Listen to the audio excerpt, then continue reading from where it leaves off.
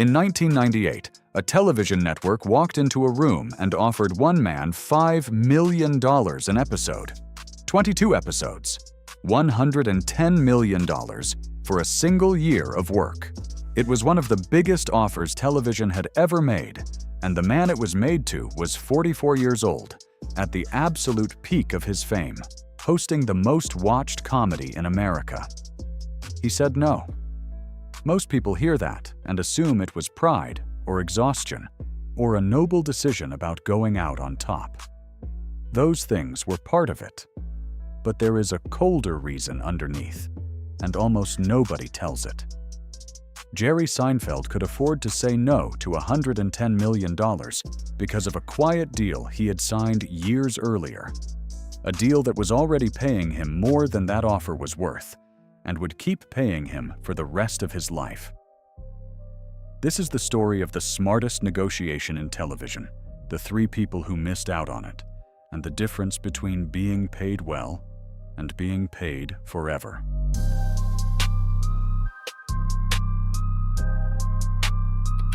To understand the amount of what he turned down, let's start with where he began. When the show started in 1989, Jerry Seinfeld was reportedly earning about $20,000 an episode. Good money for a stand-up comedian. Not life-changing money. Then the show found its audience, and the number began to climb. Roughly $40,000 an episode by the second and third seasons. Around $100,000 by the middle of the run. About $500,000 by seasons 7 and 8. And then, for the 9th and final season, $1 million per episode, reportedly making him the first television actor ever to hit that number. Across the entire 9-year run, his salary alone is estimated at around $60 million. Adjusted for inflation, closer to $100 million. Put that against the offer for one more year, and the strangeness becomes obvious. NBC was proposing to pay him nearly twice his entire 9-year salary for 12 months of work. The executive who made the offer has said since that the number was unheard of at the time, and that Seinfeld was actually tempted before deciding it came down to what he wanted his life to look like. And here is the thing to hold on to. That $60 million was the small part. It was the part everybody saw. The part that got written about. The part that made headlines. The real money was somewhere else entirely, on a piece of paper nobody outside the business was paying attention to. When the show was created, Jerry Seinfeld and Larry David each held a small slice of something called a profit participation. In the industry, it's known as points, a percentage of what the show earns after it leaves the network. They each started with a reported 7.5%. As the show became a phenomenon, they renegotiated, and that stake reportedly doubled to 15% each. Now, this is the part most retellings get wrong. Jerry Seinfeld did not own the show. He never has. The show was produced by Castle Rock Entertainment, which became part of Warner Brothers, and it has been distributed by Sony Pictures Television since 2002. What Seinfeld and David held was a participation, a contractual right to a percentage of the money the show generates, paid out through the distributor every time it gets licensed to somebody new.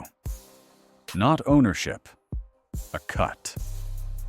And that distinction matters because a cut of something enormous, paid over and over across decades, turns out to be one of the most powerful financial instruments a person can hold.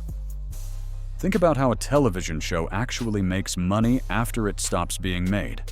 The network run is only the first window. After that, the show gets licensed again, to local stations for reruns, then to cable channels, then onto disc, then to one streaming service, then to the next one. Every one of those is a new payday, negotiated years or decades apart, with buyers who did not exist when the show was filmed. A salary catches none of it. A participation catches all of it. Then came 1998, and the world found out what those points were actually worth. The show sold into syndication, the market where reruns get licensed to local stations, in a deal reported at around $1.7 billion. Estimates of what Seinfeld personally took out of the show's licensing vary quite a bit, and it is worth being honest about that, rather than picking the most exciting number. Bloomberg's 2024 accounting put his total earnings from the show's syndication at roughly $465 million. What every version of the math agrees on is the part that matters. The participation paid him, from that first sale forward, dramatically more than the network's $110 million offer was worth.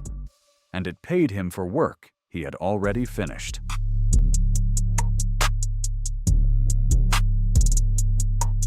Now, the part that turns this from a trivia fact into an actual lesson. Jerry Seinfeld was not the only person on that show.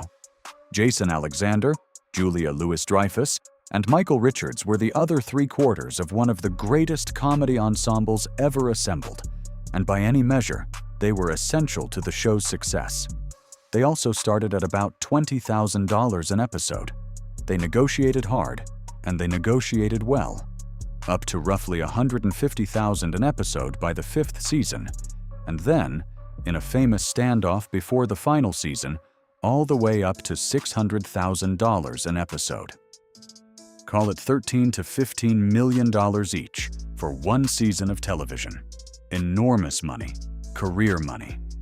But during that same negotiation, according to Jason Alexander's own public account years later, the three of them asked for something else too.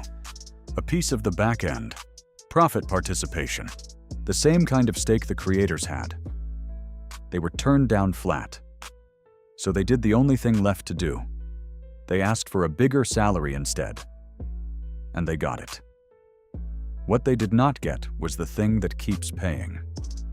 Alexander has said publicly that he considers it the one thing they should have had, and that for all those reruns, the three of them receive standard performer residuals.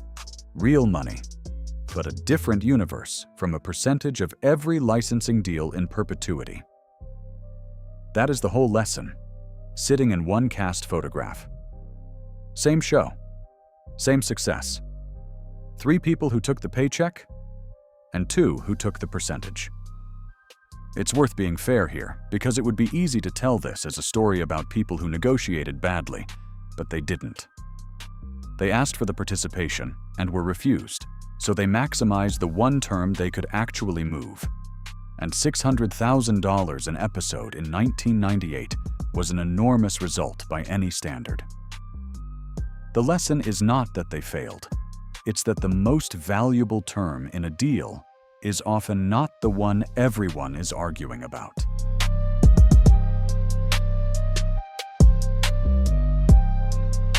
Here is what makes participation different from salary.